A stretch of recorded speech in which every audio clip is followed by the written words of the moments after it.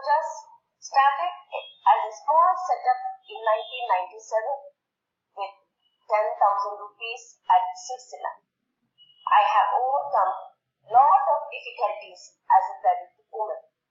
To avoid others to face such difficulties, I have started imparting beauty skill to women.